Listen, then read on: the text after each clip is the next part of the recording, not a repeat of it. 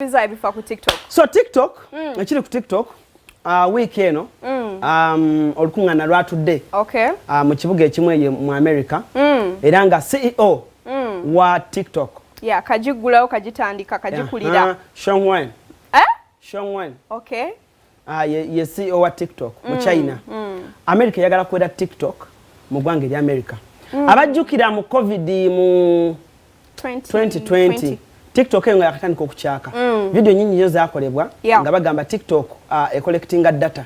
Oba kale mu lulimi olwangu tuyinza okugamba nti kigambibwa TikTok yakolebwa kubega byama. Era nga abasinga abamu abatazina mu masimu gaabwe abo nga bagamba nnyo abantu abayina TikTok muzijje mu simu zammwe. TikTok hackers bazikozesa bwe bityo.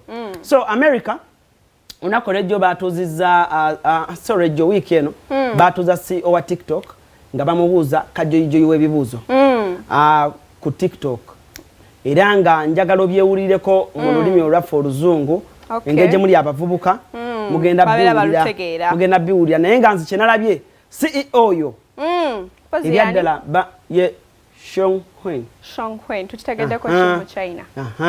Erinya lyeryo olozeri onenda gwe faimo yinzo gamba nimba jango olisome enya ye Shongwen. Okay, katuulize omukulu bikibi eyatugambye. Omukulu bamukazize ebibuuzo so muwulirize mu bulungi nenga ba TikTokers musabe nnyo banga we bajigala mu America. That's how you get people to send. We do not collect body, face or voice data to identify our users. I find that hard to believe. It's our understanding that they're looking at the eyes. How do you determine what age they are then? We rely on age gating as our key age assurance. Age gating, which is when you ask the user what age they are.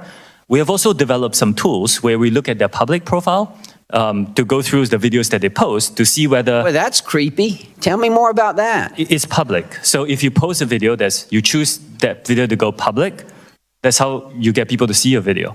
We look at those to see if it matches up the age that you talked about.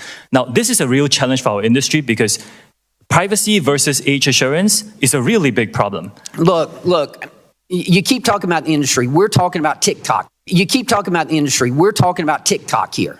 We're talking about children dying. Do you know how many children have died because of this? Do you have any idea? Can you tell me? Congressman, again, it's heartbreaking. Can you tell me how many children in America have died because of challenges like this? The majority of people who use our platform use it for positive experiences. That's not what I ask you. I ask you, tell me the number of children, of U.S. children who have died because of these challenges. Congressman, again, the majority of people who come on our platform get a good experience. I'm not talking about the majority of children. I want to know a number. Dangerous challenges are not allowed on our platform. If we find them, we will remove them. We take this very seriously. Obviously, you found one today and you removed it. We had to bring it to your attention, and I know I'm out of time. Thank you for being here. Welcome again to the most bipartisan committee in Congress. ByteDance to turn over all data that TikTok has collected inside the U.S., even within Project Texas. Do they have to do so, according to the Chinese law? Congressman, first, I'm Singaporean. That's fine, but there are employees of yours and ByteDance's in China. We understand this concern. In my opening statement, we said, we hear these concerns, we didn't try to avoid them or trivialize them. We built something where we take that data and put it out of reach. This is what we did. We put it out of reach. Out of reach, but they own you. No, we put it out of reach by storing them. ByteDance owns TikTok. If ByteDance is and the CCP owns ByteDance because the CCP owns everybody in China.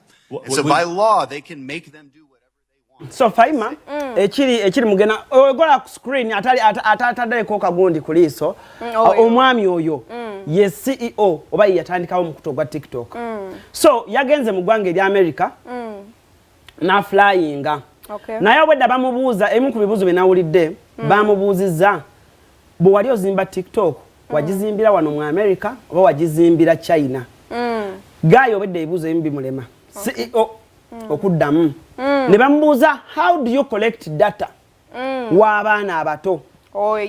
Olabye omuzungu ng'amusongera ku screen emabega n'amugamba omanyi abaana bameka abafudde olwa challenge waliwo challenge yali training ku TikTok ng'omwana omuto oba yali afuluma omukka mu nnyindo biki so abaana abato ne bagenda mu maaso ne bagikoppa abamu ne bafa.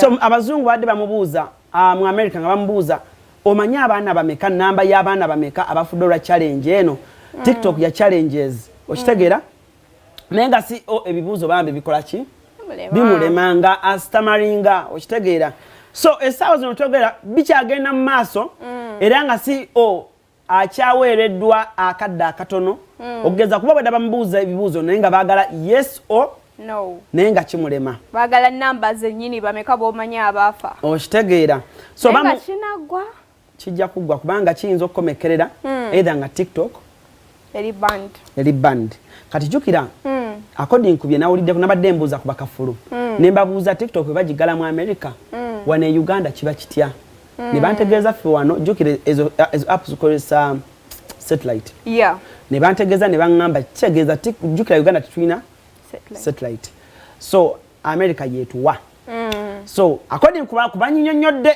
bakafulu ba teknologiya ne bantegeeza ffe bannayuganda kitukwatirako wa kitegeeza bano ba tiktokers abadde beewanika omugamba akola ka challenge n'asooka n'akudaaza sikasola ba tiktok nga bagigadde mu America bwe pa enkero jakera ku simu yo okusaamu okola ka challenge nga teri fenno olonga ba Facebook aba Instagram aba YouTube batuyitawo tuti divorce kubenda ba Snapchat nga tubayitako tuti